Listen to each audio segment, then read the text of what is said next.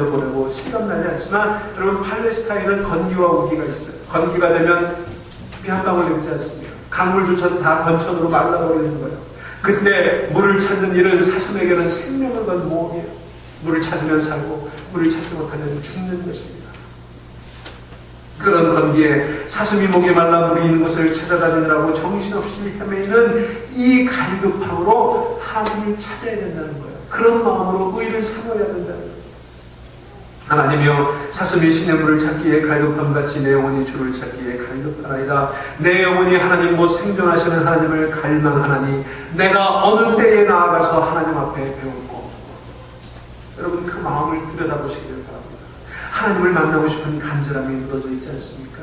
이 심정을 가지는 것이 바로 은혜를 사모하는 마음이에요. 그게 신앙생활이에요. 그 중심은 아주 단순해요. 나를 사랑하사 나를 위하여 자기 몸을 버리신 예수님을 조금 더 알고 싶다. 그분의 사랑을 좀 더 가슴에 풍성히 담았으면 좋겠다. 그분과 함께 단 1분이라도 함께 손잡고 걸어갔으면 좋겠다. 이런 사람을 일컬어 은혜를 사모하고 의에 줄이고 목마른 사람이라고 하는 것입니다. 그런 의에 줄이고 목마른 사람에게 하나님께서 배부를 것이라 축복해 주신 줄로 믿으시길 바랍니다. 그런데 여러분 여기서 이 배부를 것이라고 하는 말은요, 문법적으로 보면 현재 분사형이에요. 한 번 배부르고 마는 게 아니에요. 한 번 경험하고 끝나는 게 아니에요. 과거에 끝난 일이 아니에요. 지금도 계속되고 있는 일이에요. 여러분 한번 생각해 보세요. 여러분 맛있는 음식점이 있어서 가봐서 맛있게 먹었어요. 여러분 한 번 먹고 끝났나요? 그렇지 않죠. 또 가고 싶죠. 또 가고 싶죠. 친구도 데리고 가고 가족도 데리고 가고. 바로 그런 거예요. 여러분 사랑하는 사람이 있었을 때 어땠습니까? 한 번 만나고 그냥 땡 하지 않았어요. 또 만나고 싶고 또 만나고 싶고 또 만나고 싶고 만나면 헤어지기 싫고. 여러분 이런 마음이 있어요. 그게 배부른 마음이에요. 주님, 나는 주님을 아직 다 모릅니다. 나에게는 더 큰 은혜가 필요합니다. 남편도 나의 빈 마음을 채우지 못합니다. 아내도 내 빈 마음을 채우지 못합니다. 내가 가지고 있는 재산도 어림없습니다. 내 마음에 만족을 주지 못합니다. 나는 다른 사람들보다 더 높은 위치에 오를 만큼 다 올라왔습니다. 그러나 올라와놓고 보니 남는 것은 공허감밖에 없습니다. 세상 것은 먹으면 먹을수록 마시면 마실수록 갈증만 일으킬 뿐입니다. 주님, 이제 주님께서 나의 빈 공간을 채워주십시오. 이 시간도 말씀해 주십시오. 이 시간에도 주님께서 저와 만나주십시오. 생수를 주십시오. 필요한 은혜를 주십시오. 이런 마음 가지고 나오면 그동안 하나님께서 얼마나 주셨는지 모르지만 오늘도 또 여러분에게 부어주실 줄로 믿습니다. 이게 천국의 법칙이에요. 사랑하는 형제자매 여러분, 우리 모두가 다 의에 줄이고 목마른 사람 될 수 있기를 바랍니다. 세 번째로 우리가 하나님 말씀에 순종하기를 간절히 사모해야 됩니다. 순종한다는 말을 들으면 약간 부정적인 생각을 가진 분들이 있어요. 그냥 믿으면 되지 순종까지. 그런데 여러분, 우리의 믿음은 순종을 통해서 완성될 거예요. 우리가 산상설교를 지금 읽어가고 있습니다만 5장, 6장, 7장 이 산상수훈의 7장에서 마무리되는데요. 그 마무리에서 예수님 뭘 말씀하시는지 볼 필요가 있어요. 그러면 예수님께서 5장, 6장, 10장에 주옥 같은 가르침들을 쭉 주셨어요. 그리고는 7장 26절에 마지막으로 경고의 말씀이 나와요. 자, 제자들이 그 말씀을 듣고 다 고개를 끄덕거렸어요. 감탄했습니다. 감동했습니다. 야, 좋으셨습니다. 이런 기가 막힌 말씀을 주다니. 그리고는 다 주님 앞에 무릎을 꿇었어요. 그런데 그런 제자들을 향해서, 그런 우리들을 향해서 예수님께서 경고하십니다. 나의 이 말을 듣고 행치 아니하는 자는, 순종하지 않는 사람에 대한 경고예요. 그 사람은 모래 위에 집을 지은 것 같다는 말씀입니다. 무슨 얘기죠? 무너져버린다는 거죠. 순식간에 사라져버린다는 거예요. 그런데 이 7장 24절에 보니까 그러므로 누구든지 나의 이 말을 듣고 행하는 자는 그 집을 반석 위에 지은 지혜로운 사람 같으니 그랬어요. 그 사람이 산다는 거예요. 그 사람이 진짜 하나님의 자녀라는 거예요. 더욱이 주님은 7장 21절에 이렇게 말씀하십니다. 나더러 주여 주여 하는 자마다 천국에 다 들어갈 것이 아니요 다만 하늘에 계신 내 아버지의 뜻을 행하는 자가 들어가리라. 핵심이 뭐예요? 주여 주여 하면서 삶이 따라오지 않으면 안 된다는 거예요. 삶이 가난해서는 안 된다는 거예요. 그게 한국교회가 가지고 있는 병이에요. 여러분, 한국의 대통령이 두 사람이나 장로 대통령이 됐지만 한국의 정치가 그때마다 곤두박질 치지 않았습니까? 여러분, 한국의 장차관, 국회의원, 장성, 1급 공무원 이상의 40%가 크리스찬이에요. 부자들이 살고 출세한 사람들이 산다는 강남구 서초동의 기독교 인구가 다른 지역보다 월등히 높아요. 그런데 한국은 그러면 그럴수록 더 부패해가고 타락해가지 않습니까? 왜 그렇습니까? 순종하지 않기 때문에. 말씀을 듣고 주여 주여만 했을 뿐 하나님의 뜻을 실천하지 않았기 때문에 그런 거예요. 사랑하는 여러분, 그러므로 우리는 주님의 말씀을 듣고 순종하는 마음을 가져야 될 줄 믿습니다. 이게 의에 줄이고 목마른 사람이에요. 우리가 그렇게 순종하기를 원할 때 하나님께서는 때를 따라 우리에게 새 힘을 주십니다. 예수님께서 제자들에게 마지막으로 남기신 말씀 가운데 이런 말씀이 있어요. 평안을 너희에게 끼치노니 곧 나의 평안을 너희에게 주노라. 이 평안은 세상이 주는 평안과 같지 아니하노라. 여러분, 예수님의 마음에 평안이 있었어요. 하나님의 뜻에 일치하는 삶을 살기로 결단하고 순종하셨기 때문에 얻을 수 있는 평안이었어요. 그 평안을 우리에게 주신다는 거예요. 아무도 움직일 수 없고 아무도 누를 수 없고 아무도 빼앗을 수 없는 그 평안을 우리에게 주신다는 거예요. 여러분, 이 평안이 여러분 가운데 있기를 주의 이름으로 축원합니다. 때를 따라 하나님께서 신비롭게 내게 주시는 그 능력을 따라 오는 평안이에요. 여러분, 이 평안이 있으면 주의 말씀에 순종해야 되는 거죠. 순종하는 자에게 하나님께서는 이렇게 은혜를 주신다고 약속하셨습니다. 이 모든 은혜를 받으며 살아가는 여러분들의 수 있기를 주의 이름으로 축원합니다. 네 번째로, 의에 줄이고 목마른 사람이 되려면 하나님 나라를 간절히 사모해야 합니다.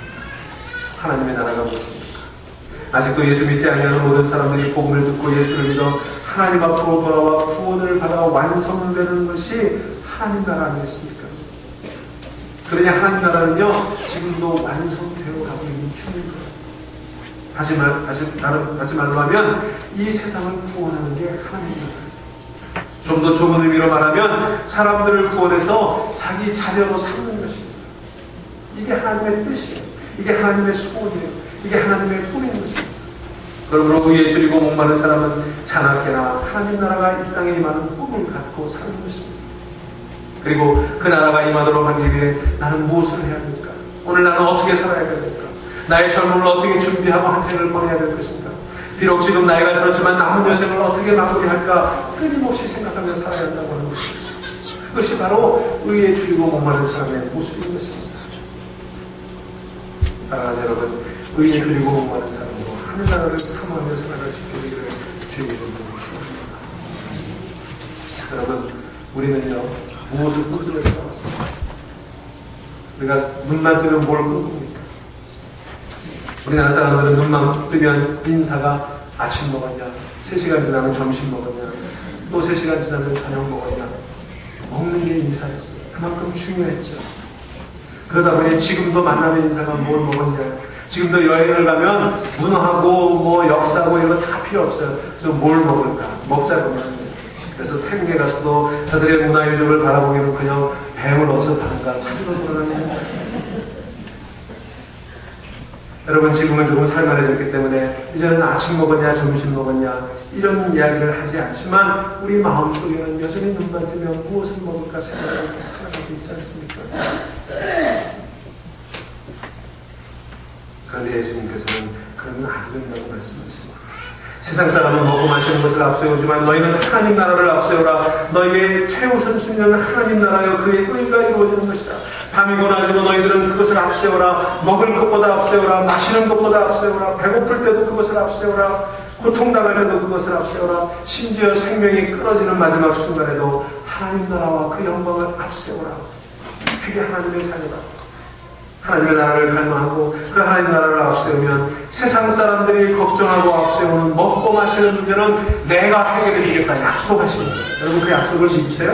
아멘. 여러분, 우리가 누군지를 다시 인식해야 돼요. 나는 세상 사람이 아니에요. 나는 하나님의 백성이에요. 하나님의 자녀예요. 그러니 하나님의 자녀가 되는 것만큼 우리 가슴을 부풀게 하는 분이 없어요.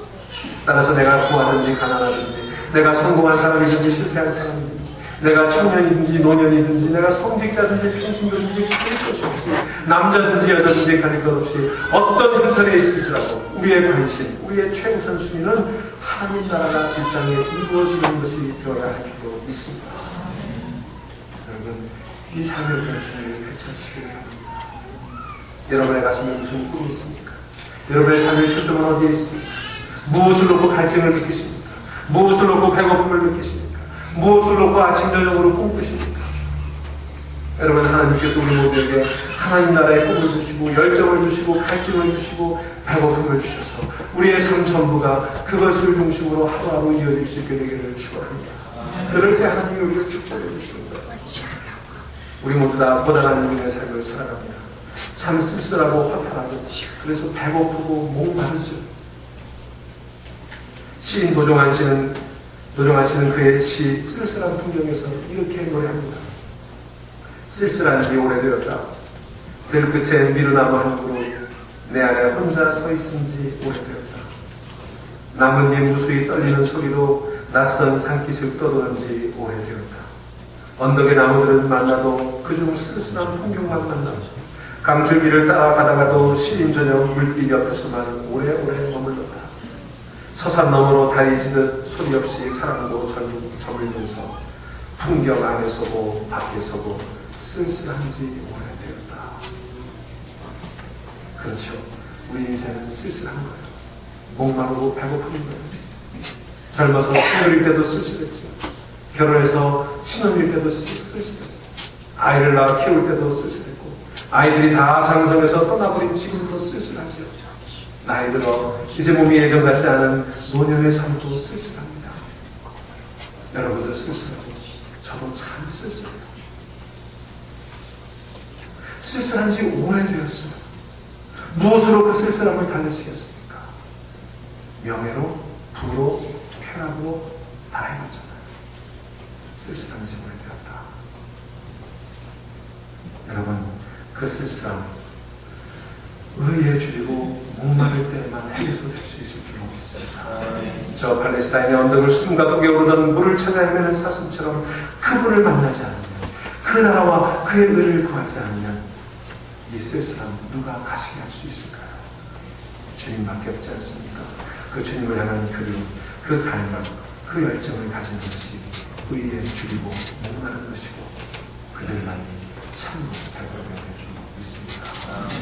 이제 더 이상 쓸쓸한 지 오래되었다 노래하지 마십니다. 이제는 주님이 주시는 참력을 세상 그 누구도, 세상 그 무엇으로도 빼앗을 수 없는 그 주님의 평안을 누리는 여러분의 삶이 되시기를 주의 이름으로 축원합니다. 기도하십시오.